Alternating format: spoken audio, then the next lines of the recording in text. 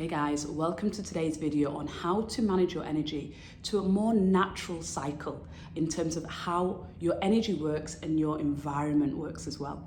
So if you come to the end of the year and you always feel depleted, exhausted, and you definitely don't feel like the 1st of January represents a new year, new start, then you're gonna love this video that's gonna explain to you why you may feel this way.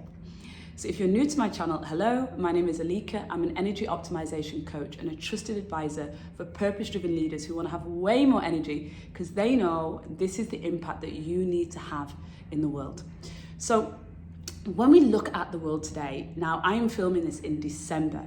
So this is the time where I get to look around me and I get to notice everybody's energy and obviously check in on my own energy. And I now, for quite a few years, I would say for at least 7 years, I had spent December as a month that I travel, I go and explore the world, and I go and see another country or city. And actually, we put a pause on that with COVID. And then following that, this month, this year, 2026, is the year where I'm like, I don't need to do anything in December. I don't need to travel or go away. And it's really amazing because I'm monitoring very closely how do I feel with all the things that I've done this year? And it's been a big year for me. I have transitioned to living in a new country after 14 years of living in Singapore. I've changed in terms of my personal relationships and my health and well-being. I've looked at all the ways where I can take that to the next level. And in terms of work, I've just been expanding and growing into all the things that I can offer and the clarity that I have about how they come together. So like most people, I'm ending the year in a very reflective zone. But what is the end of the year? And that's what I want to talk to you about. So I want to give you 3 distinct ways where we can look at our energy very differently as we go into every year. And the first is, what does the 1st of January really mean? So the 1st of January comes from the Gregorian calendar. So if you think about how human beings live for thousands of years, none of our real ancient civilizations looked at the 1st of the year as a new start and therefore this new energy. And let's talk about New Year's resolutions as another thing, but we didn't perceive it that way. And that's because we were in sync with our natural environment and the energy that flows in our environment and connects us that we feel and express every day. So as human beings, we forget that we are mammals that lived in a natural environment that isn't concrete buildings, right? Our natural environment was outside and what we now refer to as nature. And so the sounds, the trees, the animals, the landscape, all of those changes were something that dictated how we would shift personally in terms of what we would do, even what we would eat, how we would move, where our camps were. So many different things of our everyday living that we think about in our modern lifestyle. So in such a fractured way, we're so different. And yet we can uphold a lot of those and notice how it honors our natural rhythms. So the Gregorian calendar, the 1st of January, I want you to see that as more of a marker, a position where you get to start doing some deep reflection leading up to that, where you really do intentional journaling and reflect on what's been happening. But I don't want you to necessarily see that as on the 1st of January, this is what I'm going to be doing. Now, of course, if that serves you well, go ahead. But what I mean is, energetically, don't feel like on the 1st of January, it's got to be like, okay, now I'm starting the gym. Don't be like that. Think by the 1st of January, you want to have clarity over what you might be leaving behind and what you're going to be starting fresh, or that's going to be the core focus of your energy in the following year. Then you're going to have the Lunar New Year. Now, the Lunar New Year changes slightly. So for where I am right now, in 2026, that's going to be the middle of February.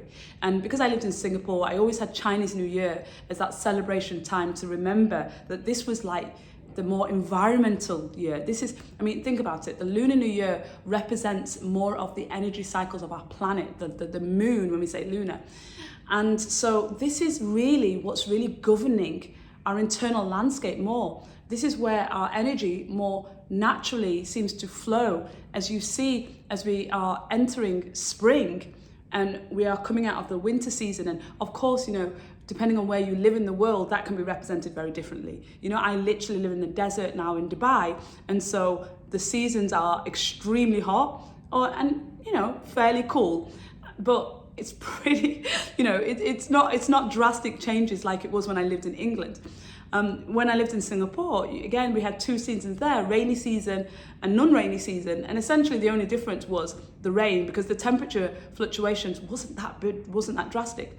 But still, you could feel the shift in energy of the environments that you were in. You can feel this, that spring is coming. And what does spring represent? It represents new beginnings, new starts, the sprouts of the seeds coming through the ground as they shoot and reach up towards the sun before they fully bloom in summer, right?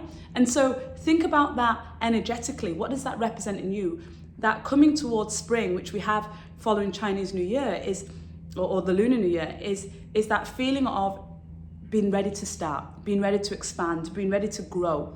And so I want you to use the Lunar New Year as that time of new start, like literally actioning those things that you've been reflecting on, that you've left in the previous year, and that you will be intentionally focusing on in this year. And it's always really good to think about, you know, these things in the major buckets of our life. So I've got my framework, the Energy Reset Recipe, which talks about your nutrition, your movement, your purpose and your relationships, your mind and your sleep hygiene. But you could even just simplify it into 3 areas: your health and well-being, right? You can think about your purpose. And I would say, think about purpose in terms of all the things that are impacted by that, like your financial income. And then you can think about relationships, and that's a really core area that's linked to obviously your health and well-being and also your purpose. So that Lunar New Year really allows you to get that activation whilst the energy is actually supportive of you. It's supportive of how your biology works. It's supportive of what human beings have done for thousands of years when they've lived in our natural landscape and noticed how things start to blossom, things start to come alive. And therefore, you know, as energetic beings, we have to remember that our body absorbs energy from people. Like, you know how you feel around certain people, and environments. So you know how you feel when you walk into certain environments. And so if we can co-create in terms of the things that we desire, our manifestations, our deepest desires in our life, by being in a supportive environment and energetically feeling that, you know, that the wind is behind our sails, so to speak, then that's going to be a lot easier than the feeling that I know that so many of you have, that I have in the 1st of January. You're like, I am not ready to get going. And for me, that is nowhere near as bad as what it was when I was in the corporate world. Because when I was in the corporate world, and you literally have to go back to work, and sometimes you didn't get enough, you didn't have enough holiday leave, so you literally were in work on the 1st of January. And that just felt like such a slog, so heavy. And I mean, I didn't have the words to express it then, or the understanding of evolution and how our energy works in the same way as I know now, but I can tell you it never felt good. The last few weeks of the year never felt like I had energy in the tank, and the beginning never felt like I was ready to get going. So the third date that I want you to bear in mind is your personal New Year. And your personal New Year is the day that you were born. So every year when it's my birthday, I have a reading, an astrology reading done leading up to it. It's called the Solar Revolution. And it essentially gives me an overview of what the energies are of the planet for the year ahead for me. And because the time of your birth is the time of your creation, the time when your energy physically arrived, physically became something. I mean, even if that energy was a creation of previous energy, if you believe in reincarnation, you literally became a new energetic being on the time you were born. This is your personal New Year, New Start. So this is especially when you feel that there may be something that's even ancestral, something that's been passed through lineage to lineage, or something that you really haven't been able to shift for a longer and deeper amount of time, so more than a year.